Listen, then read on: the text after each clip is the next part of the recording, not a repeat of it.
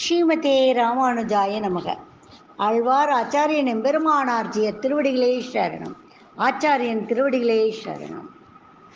லக்ஷ்மீநாத சமாரம்பாம் நாதயாமன மத்தியமாம் அஸ்மதாச்சாரிய பரியந்தாம் வந்தே குரு பரம்பராம். கன்யர் சுவாதீபம் வந்தே ஸ்ரீ பூதபுரிவாசினம் எத்ராஜ மடாதீஷம் ஸ்ரீமத் வரத சமட்சகம் எத்ராஜ மடாதீஷம் ஸ்ரீ பூதபுரிவாசினம் கிருபாமாத்திர பிரசன்னாரியம் வந்தே வரத தேசிகம். ராமானுஜருடைய நூற்றந்தாதியை அனுபவிக்க வந்திருக்கின்ற அனைத்து அடியார்களையும் அடியேன் வருக வருகவென்று இப்பதிவிலே வரவேற்கின்றேன். பாசுரம் 22.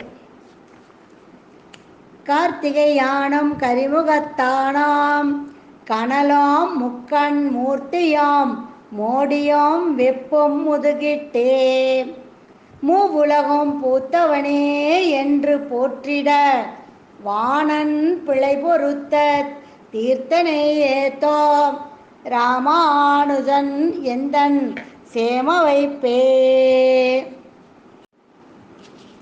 இந்த பாசுரத்தில் வாணன் பிழை பொறுத்த தீர்த்தன் அப்படிங்கிற ஒரு வரி வருது. அப்போது அந்த வாணன் யார், அவன் செய்த பிழை என்ன, அதனை பொறுத்து கொண்டவன் யார், அந்த வாணனை தீர்த்தவன் யார், இதெல்லாம் நமக்கு தெரிஞ்சாதான் இந்த பாசுரத்தினுடைய பொருள் புரியும். அதுக்கு ஒரு சின்ன கதை இருக்குது.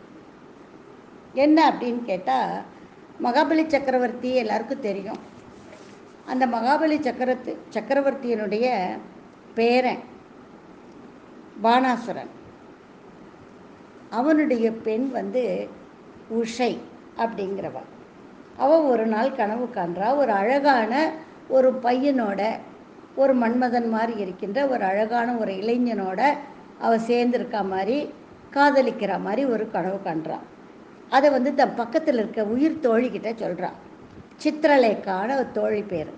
இந்த மாதிரி ஒருத்தனை நான் பார்த்தேன், அவன் எனக்கு ரொம்ப பிடிச்சிருந்தான், என் கனவுல வந்தான் அப்படின்னு சொல்லிட்டு அவனே நான் கல்யாணம் பண்ணிக்கணும்னு ஆசைப்பட்றேன் அப்படின்னு. இந்த சித்திரலேக்கா அப்படிங்கிறவங்க கொஞ்சம் யோக வித்தையெல்லாம் தெரிஞ்சவ. அப்படியே யோகத்தில் கண்டுபிடிக்கிறா, அது யாருன்னு கண்டுபிடிக்கிறா. அது யார் அந்த பையன், யார் அந்த இளைஞன் அப்படின்னு கேட்டால், கிருஷ்ணனுடைய மகன் பிரத்யுமன், அவனுடைய மகன் அனிருத்தன். கிருஷ்ணன் பேரை அனிருத்தன், அவன் தெரிஞ்சுட்டு தன்னுடைய யோக வித்தையில் போய் அந்த துவாரகைக்கு போய் அந்த அனிருத்தனை தூக்கிட்டு வந்துடுறான். தூக்கிட்டு வந்து தன்னுடைய தோழிக்கிட்ட கொடுத்துட்றான், உஷைக்கிட்ட கொடுத்துட்றான், இளவரசிக்கிட்ட. அவனோட அனிருத்தன் கண் முழிச்சு பார்க்குறான். அனிருத்தன் கண் முழிச்சு பார்க்கும்போது வேறு ஒரு இடத்துல இருக்கிறத பார்க்குறான். அழகான பெண். சரி, சந்தோஷமாக இருக்காங்க. அந்த அந்தப்புறத்தில் அனிருத்தனும் உஷையும் சந்தோஷமாக இருக்காங்க. இதை காவலாளிகள் போய் பானாசுரன்கிட்ட சொல்லிடுறாங்க. உன் மக அந்தப்புறத்தில் ஒருத்தன் இருக்கான் அப்படின்னு சொன்ன உடனே அவன் நேராக அங்கேருந்து வரான். அனிருத்தன் கூட சண்டை போடுறான். சண்டை போட்டுட்டு தன்னுடைய மாயையினால் நாகாஸ்திரம் வச்சு அனிருத்தனை கட்டி போட்டுறான். இதே சமயத்தில் துவாரகையில் விடிஞ்சு பார்த்தா அனிருத்தனை காணோம். எல்லாரும் கலங்குறாங்க, யாதவர்களெல்லாம். நாரத முனிவர் அங்கே வராரு. நாரத முனிவர் சொல்கிறாரு, இந்த மாதிரி அனிருத்தன் அந்த பானாசுரனுடைய மகள் உஷையோட அந்தப்புறத்தில் இருக்கான் அப்படின்னு சொன்ன உடனே கிருஷ்ண பரமாத்மா என்ன பண்ணுறார், தன்னுடைய பேரனுக்காக வேண்டி உடனே கருடன் மீது ஏறி பலராமன் கூட சேர்ந்துட்டு அந்த பானபுரம், சேனித்தபுரம் அப்படின்னு அந்த பானாசுரனுடைய ஊர் பேர், அங்கே போகிறார். அந்த பட்டணத்துக்கிட்ட போகிறப்பவே அது பக்கத்திலேயே காவல் செஞ்சிட்டு இருந்தாங்க. சிவபெருமானுடைய பரிவாரங்கள்லாம் காவல் செஞ்சிட்ருக்காங்க. எதுக்கு சிவபெருமானுடைய பரிவாரங்கள் இங்கே காவல் செய்கிறாங்க இந்த அசுரனுடைய மாளிகைக்கே அப்படின்னு கேட்டால், அந்த பானாசுரனை பற்றி சொல்லணும். ஒரு காலத்தில் சிவபெருமானுடைய நடனத்தை நடராஜர் இல்லையா, அதை கண்டு அதற்கு தகுந்தாப்புல தன்னுடைய கைகளால் மத்தளம் தட்டுறான் பானாசுரன். அவனுக்கு 1000 கைகள், அதில் 2 கைகளால் மத்தளம் தட்டிக்கிட்டே இருக்கான். அந்த மத்தளத்துக்கு தகுந்த மாதிரி சிவபெருமான் ஆட்டம் ஆடிக்கிட்டே இருக்கார். அதனால் சிவபெருமான் ரொம்ப சந்தோஷப்பட்டு 1000 கைகளை கொடுக்குறாரு அவருக்கு.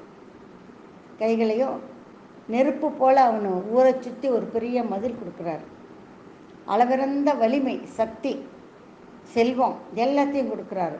கொடுத்துட்டு தன்னோட பரிவாரங்களோட மாளிகை வாசலில் காவல் இருங்கோ, சிவபெருமானுடைய பரிவாரங்களை அங்கே காவல் இருங்கோ இந்த அரசனுக்கு அப்படின்னு சொல்லி அந்த வரமெல்லாம் கொடுத்துட்றாரு. அதனால் இவனுடைய அரண்மனை வாசலில் அந்த கோட்டை சுற்றி சிவபெருமானுடைய பரிவாரங்கள் காவல் இருக்கு. போர் செய்ய ஆரம்பிக்கிறார் கிருஷ்ணர். அவங்களையெல்லாம் சிவபெருமானுடைய அந்த பரிவாரங்கள்லாம் துரத்தி அடிச்சிடறார். அடித்ததுக்கப்புறம் பானாசுரனோட போர் செய்ய ஆரம்பிக்கிறார். அப்போது சிவபெருமான் சும்மா இருப்பாரா? சிவபெருமானும் சரி, முருகனும் சரி, அந்த கணபதியும் சரி, எல்லாரும் சேர்ந்துட்டு இவர் கூட சண்டைக்கு வராங்க. கிருஷ்ணன் கூட சண்டைக்கு வராங்க. இவர் என்ன செய்கிறாரு? சிவன் மேலே ஒரு அஸ்திரம் விட்டுறார்.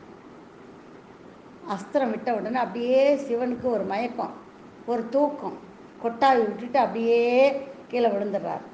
சோர்ந்து போய் கீழே விழுந்துடுறார். அப்புறம் கணபதியும் சரி, முருகனும் சரி, 2 பேரும் தோற்று ஓடி போயிடுறாங்க. இவர் கூட இன்னும் துணைக்கு வந்தவங்க துர்க்கை, ஜுரத்தை தரக்கூடிய ஒரு தேவதை. இவங்கெல்லாம் தான் இவர் கூட சண்டைக்கு வராங்க, கிருஷ்ணன் கூட சண்டைக்கு வராங்க. இவங்களெல்லாம் என்ன பண்ணுறாரு? தோற்க அடிச்சுட்டு ஒளி பொருந்திய தன்னுடைய சக்கரத்தை எடுத்து பாணனுடைய 1000 கைகளையும் துண்டிக்கிறார், 1000 தோள்களையும் துண்டிக்கிறார். அதுக்கப்புறம் துண்டிக்க அப்படியே ஒன்றுன்னா விழுந்துட்டு வர கடைசியாக சிவபெருமானுக்கு தெளிஞ்சிடறாரு. அந்த தூக்கம் தெளிஞ்சிடுது. தெளிஞ்ச உடனே ஓடி இவர்கிட்ட பிரார்த்தனை பண்ணுறாரு, 2 கைகளோட அவனை உயிரோடு விட்டுவிடு அப்படின்னு சொல்லி. அதே போல் பாணன் அந்த 2 கைகள் மட்டும் விட்டுறாரு. பாணனுக்கு 2 கைகளோட விட்டுறாரு. மீதி எல்லா கைகளையும் அழிச்சிடறாரு கிருஷ்ணா. அழிச்சிட்டு அந்த வாணன் என்ன செய்கிறான்? பானாசுரன் அவருடைய திருவடிகளை தொழுதுட்டு அனிருத்தனை அந்த நாகாஸ்திரத்திலேருந்து விடுவிச்சு உஷைக்கு திருமணம் பண்ணி கொடுக்குறான். இதுதான் அந்த கதை. இந்த கதையை தான் அப்படி அந்த வானாசுரன் செய்த அந்த பிழை, அந்த தப்பை பொறுத்து அவனை பொறுத்து கொண்டு அவனுக்கு அருள் புரிந்தவர் நம்முடைய கிருஷ்ண பரமாத்மா. அதுதான் வாணன் பிழை பொறுத்த தீர்த்தன் அப்படின்னு அர்த்தம். அந்த போரை பற்றி தான் அதில் சொல்கிறார். அப்படிப்பட்ட ராமானுஜன் எந்தன் சேம வைப்புனா என்ன? தன்னுடைய பொருளை சேர்த்து வைக்கிற இடம். நான் உய்யும்படியாக பாதுகாப்பு பொருள் போன்றவர் அவர். சேம வைப்புனா நம்ம வருங்காலத்துக்கு வேண்டிய நிதியை சேர்த்து வைக்கிறோம் இல்லையா? நான் உய்யும் வகை இருக்கு இல்லையா எனக்கு வருங்காலத்தில்? அந்த சேம வைப்பு எனக்கு யார்? பிஎஃப் இவர் தான், ராமானுஜர் தான். ஆபத்தை நீக்குகின்ற அரும் தனம் படைத்தவர், தனத்துக்கு ஒப்பார், அரும் பெரும் தனத்துக்கு ஒப்பானவர் அப்படின்னு சொல்கிறாரு. கார்த்திகையான் அப்படின்னா நமக்கு தெரியும் முருகன். கரிமுகத்தான், யானை முகத்தை உடைய கணபதி. கனலும் முக்கண் மூர்த்தியும், கனல் 3 கண், நெருப்பு பொறி பறக்கின்ற 3 கண்கள் ருத்ரன். மோடினா துர்க்கைன்னு அர்த்தம். வெப்புனா காய்ச்சலை கொடுக்கக்கூடிய ஒரு ஜர தேவதை. இது எல்லாமே முதுகிட்டு கிருஷ்ணன் போர் செய்யும் போது இவர்கள் எல்லாம் புறமுதுகிட்டு ஓடுகிறார்கள். மூவுலகும் பூத்தவனே ஓடிட்டு இவரை துதிக்கிறாங்க. தோற்று போயிடுறாங்க. தோற்று போன உடனே பரமாத்மாவை துதிக்க ஆரம்பிச்சிடுறாங்க. மூவுலகன் பூத்தவனே என்று போற்றிட கிருஷ்ண பரமாத்மா அவருடைய நாபி கமலத்தில் இருந்து தானே தாமரை, அந்த தாமரை மலரிலே தானே பிரம்மன் தோன்றினான் இல்லையா? அந்த நான்முகன் தானே எல்லா பொருள்களும் தோற்றுவிக்க காரணமாக இருக்கின்றவன். அந்த உலகும் தோற்றுவிக்க காரணமாக இருக்கின்ற பிரம்மனை படைத்தவனே இந்த போற்றிட எல்லாம் இவங்கெல்லாம் துதிக்க ஆரம்பிக்கிறாங்க. யாரு? ருத்ரன், இந்த வானாசுரன் எல்லாரும் சத்துவகுணம் தலையெடுத்து பரமபுருஷனாகிய அந்த கிருஷ்ண பரமாத்மாவை இப்போதான் நாங்கள் அதை உங்களை பற்றி தெரிஞ்சுக்கிட்டோம்னு சொல்லிட்டு புகழ்கிறாங்க. அப்படிப்பட்ட புகழை உடைய அந்த கிருஷ்ணனை, அந்த தீர்த்தனை, ஒருவன் பாவம் செஞ்சால் அதன் பயனை அனுபவிக்கணும்.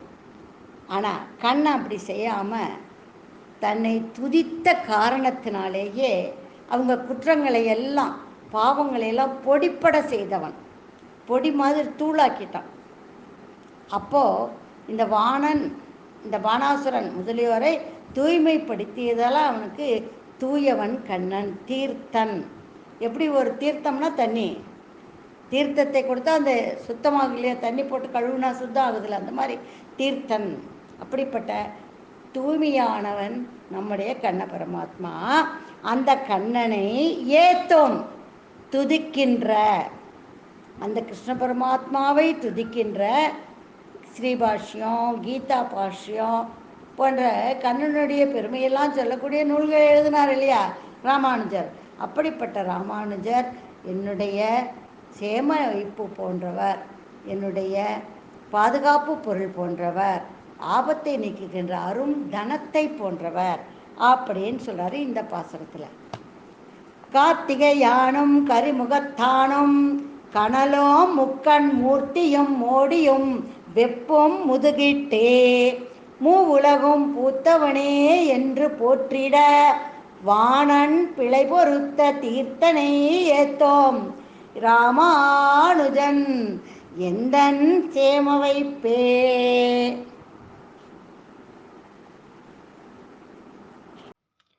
ஸ்ரீமதே ராமானுஜாய நமக.